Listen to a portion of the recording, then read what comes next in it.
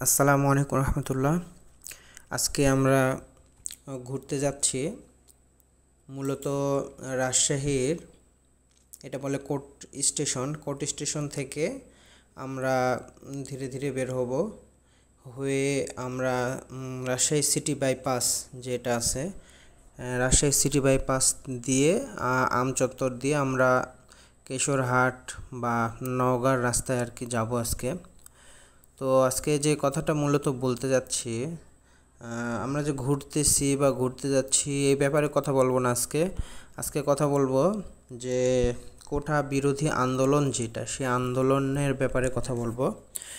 তো যেটা বলতে যাচ্ছিলাম সেটা হচ্ছে আজকে হচ্ছে 16 তারিখ, 17 তারিখ, সরি।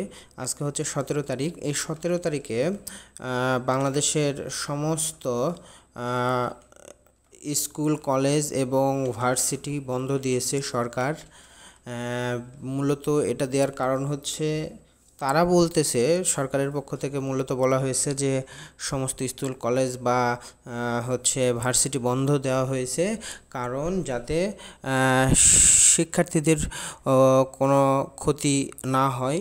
যে আন্দোলন হচ্ছে, আন্দোলনের মধ্যে যে হামলা হয়েছে, ছাত্রলীগ যে হামলা করছে, এরপরে যেন কোনো ক্ষতি না হয়। যদিও 6 জন অলরেডি শহীদ হয়েছে, তো তাদের যেন কোনো ক্ষতি আর না হয় সেজন্যই মূলত শিক্ষা প্রতিষ্ঠানগুলো বন্ধ করছে। কিন্তু আমার ক্ষুদ্র জ্ঞানে মনে হয় সেটা না, বরং আমার কাছে মনে হয় যে সরকার স্কুল বা শিক্ষা প্রতিষ্ঠানগুলো এই কারণেই বন্ধ করেছে, কারণ এই আন্দোলনটা, যে কোটা বিরোধী আন্দোলনটা, যখনই এই আন্দোলনটাতে ছাত্রলীগ, যুবলীগ এরা যখন হামলা করছে এবং হামলা করার পরে এই যে সহিংসতা ছড়িয়ে পড়ছে, এইটা একটা সরকার বিরোধী আন্দোলনে যেন রূপ নেওয়ার দিকে যাচ্ছে ধীরে ধীরে। এবং এই আন্দোলনে বিএনপি, জামাত সহ সকল বিরোধী দল হচ্ছে সমর্থন জানাইছে, এবং এই কারণেই মূলত সরকার এখন ভয়ের মধ্যে আছে। এবং এই ভয়ের কারণে সরকারের যেন শিক্ষার্থীদের ক্ষতি না, বরং সরকারের ক্ষতি। সরকার যে অবৈধভাবে ক্ষমতায় টিকে আছে, হ্যাঁ, ক্ষমতায় একটা স্বৈরশাসক যে অবৈধভাবে অনেক দিন ক্ষমতায় আছে, এই স্বৈরশাসকের তার গদিটা যেন ঠিক থাকে, এই জন্যে মূলত শিক্ষার্থীদের ছুটির নাটক করা হয়েছে। আরও মজার ব্যাপার হচ্ছে, গতকাল আমি দেখলাম হচ্ছে ডিবি ডিটেকটিভ ব্রাঞ্চের যে প্রধান আর কি, হারুন হচ্ছে দেখলাম তার হচ্ছে পুলিশ নিয়ে বা নিয়ে বিএনপির অফিসে হচ্ছে অভিযান করেছে, এবং অভিযান করে হচ্ছে সেই অফিস থেকে বিভিন্ন ককটেল, তারপরে হচ্ছে টিয়ে নাকি বাঁশ, এগুলো নাকি উদ্ধার করছে। আচ্ছা, আমার প্রশ্ন হচ্ছে, বিএনপি কি এতই বোকা একটা সংগঠন যে তারা তাদের সবচেয়ে বড় যেই অফিস, সেই অফিসে সব হচ্ছে বোমা, তারপরে হচ্ছে কি বলে লাঠি টাঠি এগুলো রাখবে? এগুলো কেন তারা রাখতে যাবে? না, মূলত হচ্ছে এই আন্দোলনটাকে একটা ডাইভার্ট করানোর জন্য বা এটাকে একটা রাজনৈতিক রূপ দেওয়ার হচ্ছে চেষ্টা করতেছিল আওয়ামী লীগ, এবং তারই পরিপ্রেক্ষিতে মূলত এই কাজটা হচ্ছে ইয়েদের দিয়ে করানো হইল, পুলিশ এবং তার বিভিন্ন ইয়েদেরকে দিয়ে করানো হইল।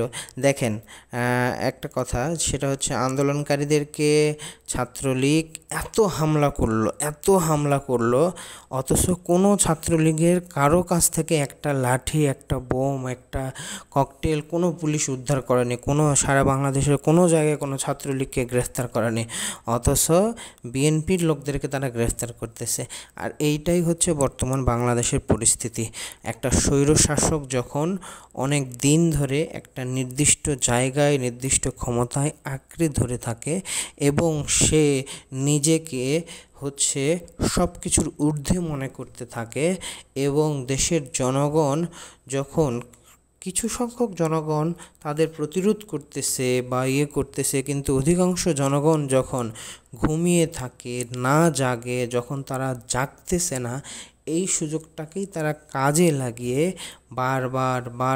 বারবার এই অন্যায়গুলো করে যাচ্ছে।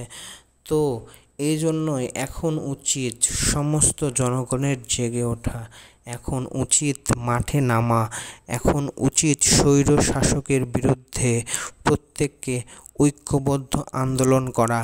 এই আন্দোলনের নেতৃত্ব দেওয়ার জন্য যেই কাউকে না কাউকে অবশ্যই সামনে দরকার হতে পারে, আজ বা কাল তাকে গ্রেফতার করা হতে পারে। হোক না, এমনিতেই তো 20-25 হাজার 30 হাজার নেতাকর্মী বিএনপি তারপর জামাতের নেতাকর্মী জেলে আছে, আরও 20-25 হাজার জেলে রাখবে, কোনো সমস্যা নাই। সারা বাংলাদেশের সমস্ত মানুষকে তো আর জেলে পুরাইতে পারবে না। তো এটাই আসলে আমার বলার ছিল।